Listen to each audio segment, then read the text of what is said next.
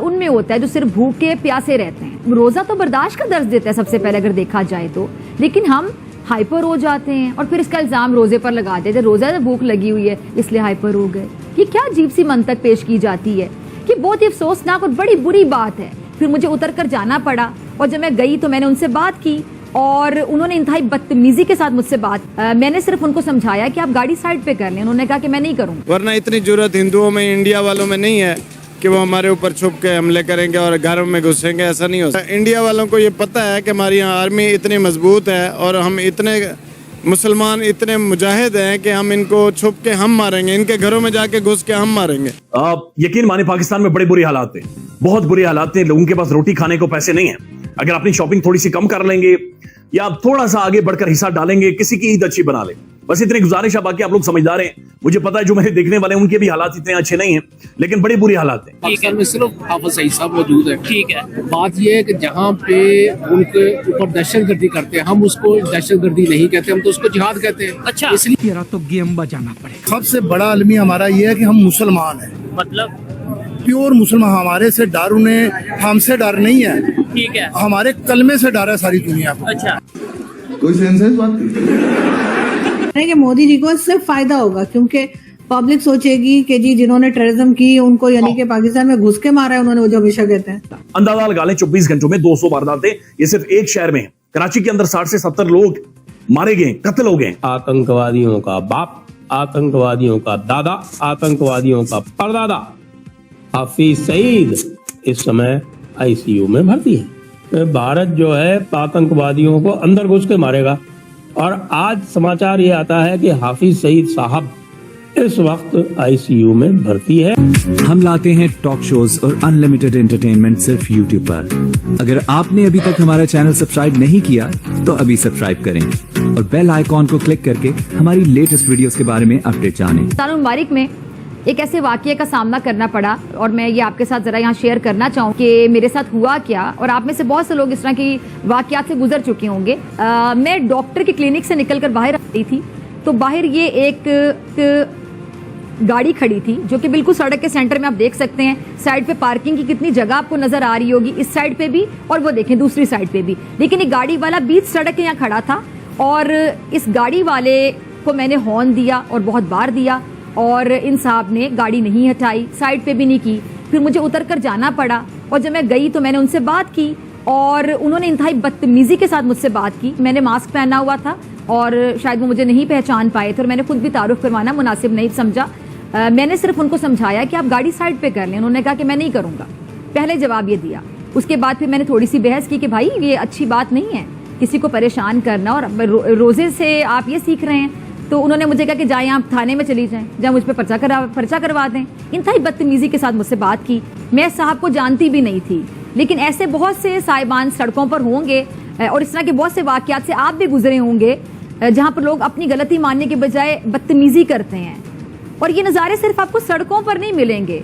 अब तो जो हमारे बच्चे बच्चियाँ हैं, नौजवान हैं, उनका ज्यादातर वक्त सोशल मीडिया पर गुजरता है और वहाँ पर हालात बहुत ही खराब है। भारत के जो उनके शहरी हैं उनको प्रोटेक्ट कर रहे हैं या मेक श्योर कर रहे हैं कायदा दोबारा इस तरह का ना हो। बिल्कुल इसके आप देखें, हर तस्वीर के दो रुख होते हैं। ये बिल्कुल आप ठीक कह रही हैं, उनको फायदा हो रहा होगा, इसमें बिल्कुल कोई शक नहीं। एक तो वो कनाडा से शुरू हुई ट्रूडो साहब की निजर मर्डर की, फिर उसके बाद पन्नू साहब की स्टोरी आई है, उसके बाद इससे ये गार्डियन की स्टोरी से पहले भी इस पे पाकिस्तान की तरफ से जो है वो एहतजाज किया। लेकिन आज जो था शवाहिद के साथ चीजें हैं जो मैं बल्कि वो आपके सामने कुछ रखना चाहूंगा कि काजी जो सेक्रेटरी खारजा है साइरस काजी साहब, उन्होंने जो डिटेल बताई है कि किस तरीके से दाइश के जाली अकाउंट बनाए गए और 11 अक्टूबर 2023 में सियालकोट में शाहिद लतीफ को मर्डर किया गया, जिसमें योगेश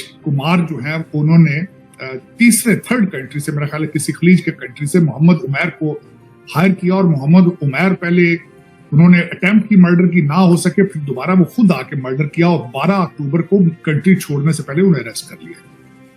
उसके बाद मोहम्मद जो रियाज है उनका मर्डर हुआ है रावला कोर्ट के अंदर 8 सितंबर 2023 में। फिर योगेश कुमार और अशोक कुमार आनंद उनका नाम है, उन्होंने मोहम्मद अब्दुल्ला को हायर किया है और उन्होंने आके उन्होंने इसमें मर्डर किया। ये शवाहिद के साथ वो चीज।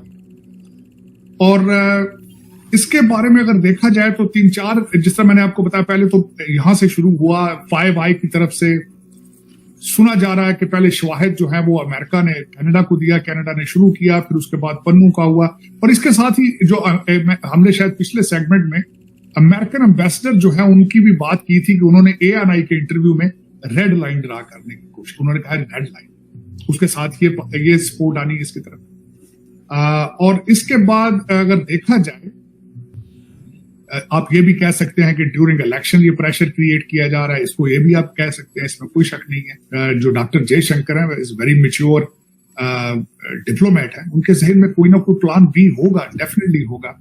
लेकिन हर तरफ से हमले इस वक्त जो हो रहे हैं बिलखसूस भारत के फॉरेन पॉलिसी के ऊपर, ये इस कंसर्निंग है, इसको देखना होगा, इनको डिस्कस बताना होगा, वरना हर तरफ से जो बिलखसूस गवर्नमेंट का इन्वॉल्व होना दूसरे मुल्कों के शहरियों के मर्डर्स में, उसको आप देखें, भारत हमेशा एलिगेशन लगाता है कि दूसरे ममालिक की दहशतगर्दी में, उनकी स्टेट स्पॉन्सर्ड दहशतगर्दी में, तो आज ये सारी चीजें क्वेश्चन मार्क है। इस पे बिलखसूस मैं कहूंगा, गार्डियन ने कल जो स्टोरी लिखी है और साथ ही पाकिस्तान के सेक्रेटरी खारजा जो है उन्होंने ये स्टेटमेंट देनी, मेरे ख्याल है इस वक्त बाल इज ऑन द भारत की कोर्ट में है, उनको जवाब देना होगा। कहने का मकसद ये है कि इतने अरसे से ये चले जा रहा है, ये सारा कुछ हो रहा है, और इतना बड़ी एक्टिविटी। और एक और खास बात, हमने जब वॉर ऑन टेरर लड़ी है, उसमें जब हमने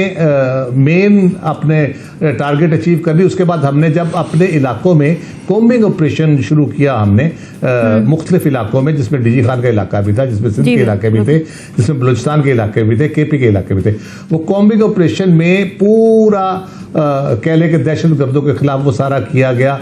कहाँ छुपे हैं, किसी जंगल में छुपे, उसके ऊपर, इसके बावजूद इनका खात्मा नहीं हो सका।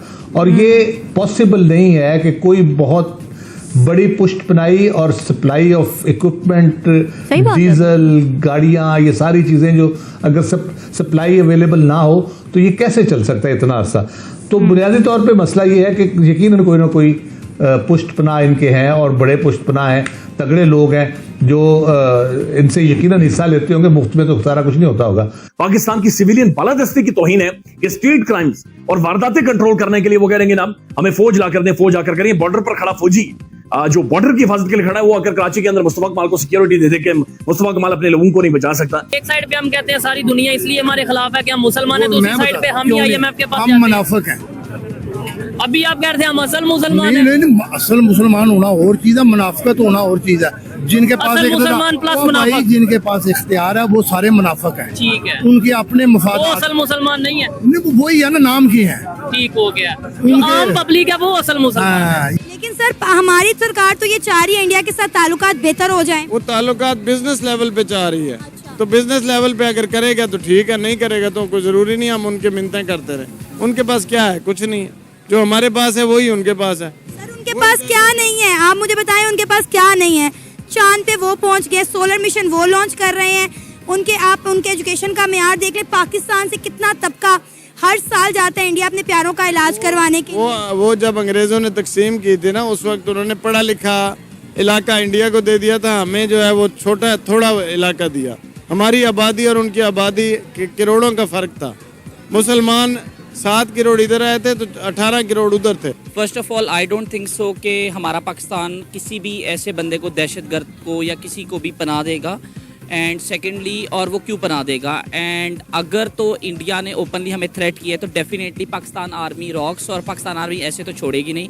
तो आपको ये वीडियो कैसा लगा कमेंट बॉक्स में जरूर लिखिए। इस वीडियो को लाइक कीजिए, शेयर कीजिए, सब्सक्राइब करना ना भूलिए आपके चैनल EFC.Z को। तो मिलते हैं अगली वीडियो में। जय हिंद।